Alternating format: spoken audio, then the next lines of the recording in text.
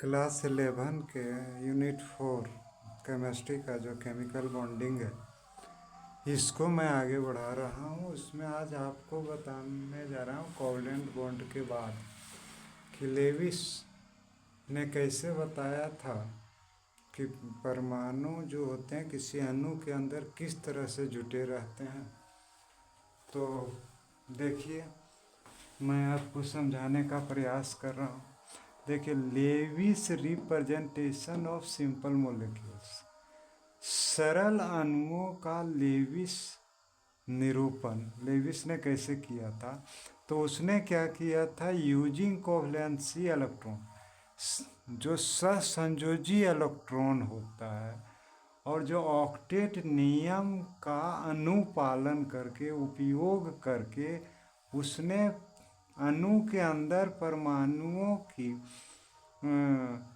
और परमाणु के अंदर इलेक्ट्रॉनों की व्यवस्था को समझाया था।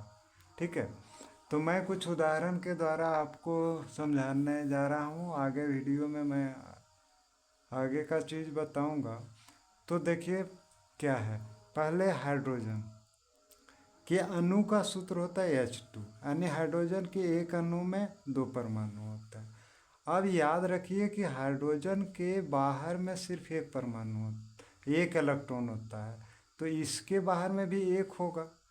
अब यह अपने नज़दीक जो अक्रिय गैस है हीलियम, इसका संरचना प्राप्त करने के लिए ये दोनों एक हो तो सकता नहीं है, तो ये दोनों पार्टनरशिप करता है एक एक।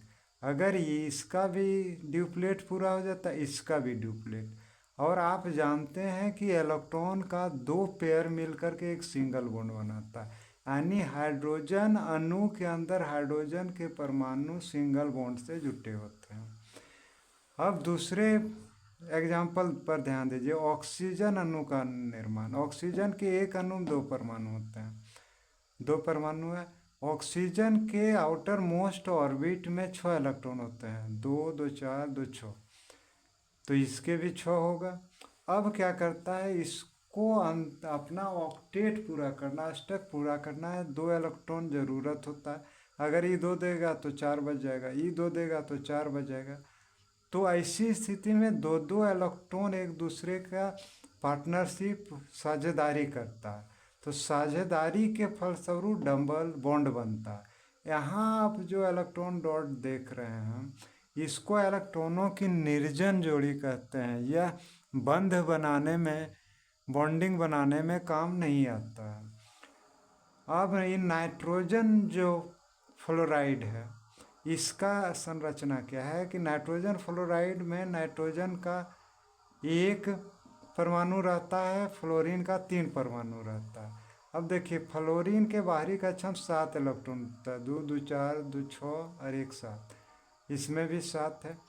और नाइट्रोजन का जो होता है उसके बाहर में 5 इलेक्ट्रॉन होता है। ठीक है, तो एक इलेक्ट्रॉन इसको देता है, एक इलेक्ट्रॉन इसको देता है ना।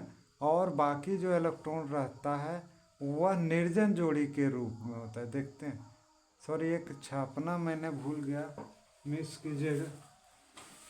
यहाँ थोड़ा सा, यहाँ सा मैंने बताना भूल गया। ठीक है, समझ गए। यहाँ मैं बताना भूल गया था। तो देखिए, 1 2 3, 3 इलेक्ट्रॉन ये ले लेता है, तो 2 इलेक्ट्रॉन नाइट्रोजन के लिए बेकार हो जाता है। अभी तीनों का जो पेयर बनाया नाइट्रोजन और फ्लोरीन के बीच, नाइट्रोजन फ्लोरीन के बीच, नाइट्रोजन फ्लोरीन के बीच, तो 3 सिंगल बॉन्ड बन गया। अब देखिए, 6 इलेक्ट्रॉन जो होता है फ्लोरीन का और 2 इलेक्ट्रॉन नाइट्रोजन का बेकार बच जाता है, इसको इलेक्ट्रॉन की निर्जन जोड़ी कहते हैं। कार्बन डाइऑक्साइड में कार्बन का एक परमाणु होता है, ऑक्सीजन का 2 परमाणु होता है। ये ऑक्सीजन 2 परमाणु और कार्बन भी 2 परमाणु मिल करके डबल बॉन्ड बना रहा है। ऑक्सीजन यहाँ कार्बन के साथ दो बॉन्ड बना करके क्या कर रहा है, 2 इलेक्ट्रॉन साझेदारी करके डबल बॉन्ड बना रहा है। तो 4 और 4 इसका ये इलेक्ट्रॉन बेकार में चला जाता है, बंध बनाने में काम नहीं आता है, इसको भी इलेक्ट्रॉन की निर्जन जोड़ी ही कहेंगे।